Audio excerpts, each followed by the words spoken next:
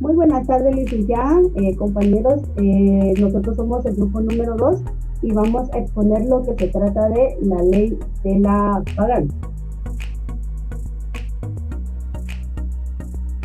Para tener un antecedente de la ley de la vagancia, vamos a comentar que esta fue aplicada en el gobierno de Justiniano Barrios. Él gobernó la República de Guatemala en 1873 a 1885. Y que durante su gobierno, pues él es reconocido por haber ingresado los cultivos de café a gran escala dentro del perímetro de la República de Guatemala. Para ello, y tener éxito en los cultivos de café, Justo Rufino Barrios implementó este plan a través, necesitaba lo que son tres características, que eran las grandes extensiones de tierra, la abundancia de mano de obra y las convenientes vías de comunicación y ferrocarriles. Con el fin de poder conseguir este nuevo cultivo y el cual tuviera éxito, se emprendió una profunda reforma agraria, de la cual esta comenzó con la expropiación de tierras a las órdenes religiosas y a las tierras comunales de las comunidades indígenas, ya que en aquel tiempo la iglesia tenía gran poder de tierras y casas o locaciones que ya venían pues digamos como que heredando desde los inicios de la colonia y las comunidades indígenas donde se habían asentado. Con estas expropiaciones, las clases bajas y las comunidades indígenas sufrieron grandes pérdidas de tierra y de igual manera fueron llevados a realizar trabajos forzados, en los cuales pues también los efectos de la pobreza se empezaron a ver en esa gran parte en esa época. Conjunto con estos cambios, se da origen a lo que es el reglamento de los jornaleros, el cual fue establecido en 1877 y en este se obligaba a las comunidades indígenas a trasladarse a las fincas en donde ellos eran asignados, que por lo general eran las fincas cafetaleras, y algunos eran en este caso designados para trabajar como mozos y otros como jornaleros. Finalmente, pues para la construcción de estos caminos y vías, tanto para los cultivos como para los lugares en donde iba a salir el producto del café, se promulga lo que es la ley de la vagancia, creada el 14 de septiembre de 1871. A continuación les van a hablar sobre de qué trata la ley de la vagancia. Muy buena tarde, mucho gusto. Pues esta ley de la vagancia, que fue emitida el 14 de septiembre de 1878, está compuesta por 26 artículos y es el decreto número 222, en el cual pues habla de que es un deber o era un deber de la autoridad dictar todas las providencias que conduzcan al sostenimiento de la moral pública y a reprimir oportunamente los vicios que existían y que hacían rebajar la dignidad personal, que también pervirtiendo los sentimientos de pudor y que estos producen una consecuencia necesaria de la relajación de las costumbres y determinan la perpetración de los delitos. En el artículo 1 se dan considerados como vagos aquellos que no tengan profesión, oficio, renta, sueldo, ocupación o medios lícitos para poder vivir. También los que teniendo oficio, profesión o industria no trabajen habitualmente en ellos, y a estos pues se les conoce como otros, adquieren otros medios lícitos para poder adquirir la subsistencia. Los que teniendo renta, pero que no era suficiente para subsistir, no se dedican a una ocupación lícita y concurren ordinariamente a las casas de juego o tabernas. También están los que sin ejercer habitualmente otra ocupación honesta emplean en la cuestación de limosnas, para objetos piadosos. Y por último, todos los mendigos que no patentados, mientras no sean acreditados en una debida forma, alguna de los causales que los hagan acreedores a una beneficencia pública. Muchas gracias.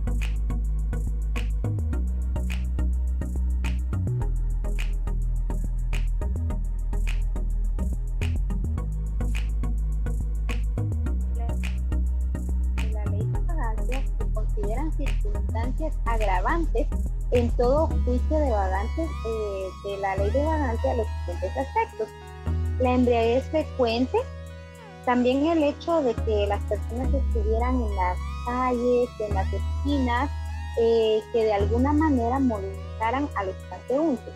También el hallarse en tabernas o billares en horarios que estos debieran estar cerrados de acuerdo a la ley de policía. También tener una condenatoria anterior era considerado para juicio de la ley de vagancia. También ejercer o presentar una patente falsificada perteneciente a alguien más como medida de mediación.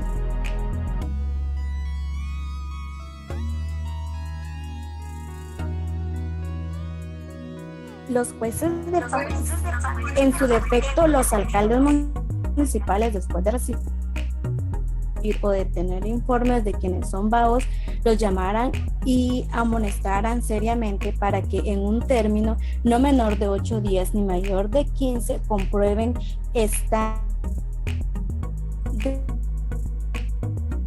alguna ocupación lícita de dicha muerte se llevará al efecto. Cuando hablamos acerca del artículo 7, pues los alcaldes municipales, ellos trataban la manera de ocupar a las personas quienes eran vagas, y igual ellos los amonestaban seriamente para que ellos tuvieran en un tiempo de 8 días o en un término de 15 días ellos pudieran estar dedicados en alguna ocupación.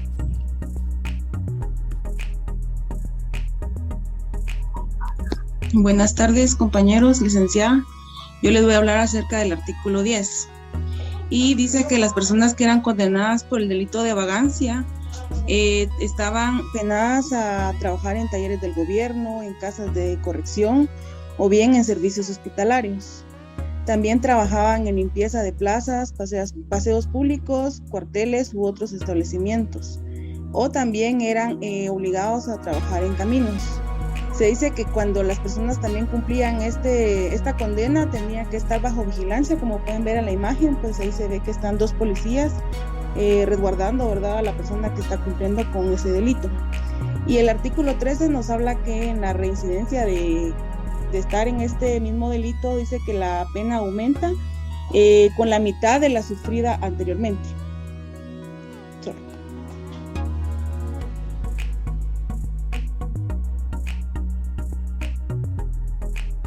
Otros artículos. El artículo 16 habla sobre los jueces de paz. Los alcaldes siempre serán competentes para conocer cualquier juicio de vagancia, aun cuando por razones de reiteradas reincidencias hubiera que imponerse una pena mayor que la determinada para el procedimiento en juicio verbal. El artículo 19 habla acerca de cuando el vago resulte reo de otro delito. La vagancia se estimará como circunstancia agravante y la causa se continuará por el juez a quien correspondiera el juzgado del delito principal.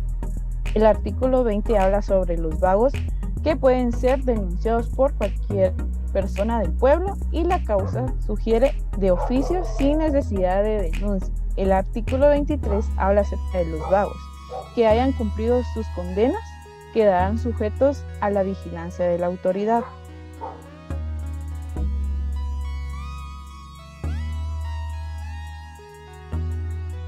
A causa de los efectos de la Gran Depresión que se daba en ese tiempo, fue provocada una crisis del sistema capitalista a nivel mundial.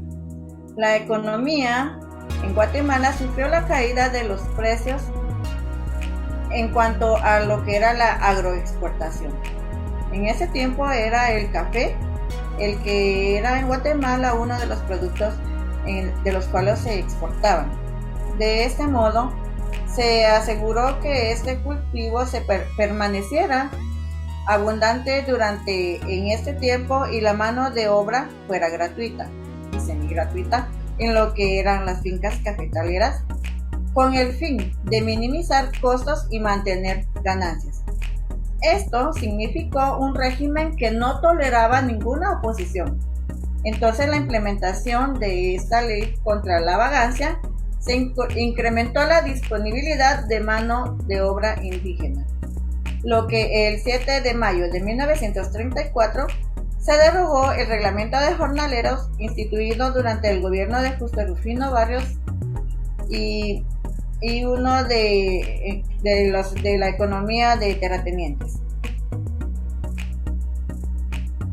Hablemos un poco del decreto 1996. Es aquí donde se decreta y se promulga la ley contra la vagancia y la ley de vialidad, logrando que los jornaleros se ofrecieran de esta forma a trabajar de forma voluntaria para poder probar posteriormente que verdaderamente estaban trabajando para una persona.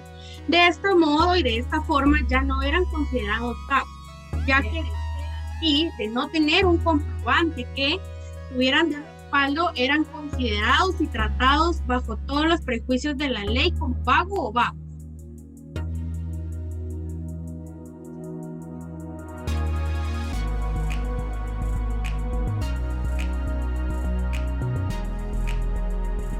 Muchísimas gracias por su atención. Hasta aquí llegamos con una breve explicación de lo que se trata la ley de la vagancia. Prácticamente fue una de las leyes que atropellaron y que iniciaron más bien y atropellaron los derechos de los trabajadores como trabajadores de los guatemaltecos, ya que prácticamente durante muchos, podemos decir décadas, si nos atreveríamos a decir siglos, en los que en este caso el guatemalteco fue visto como alguien que tenía que ser forzado a trabajar por menos que nada o hasta gratis, solo para enriquecer los bolsillos de las personas más adineradas. Que conforme en el tiempo esto fue cambiando, sin embargo muchas de estas podemos decir costumbres todavía se viven manejando alrededor en la época actual. Ya no es tan visto tan descaradamente, pero sí todavía se llega a practicar en algunas fincas conocidas aquí en Guatemala. Entonces agradecemos por su atención, que tengan una excelente tarde.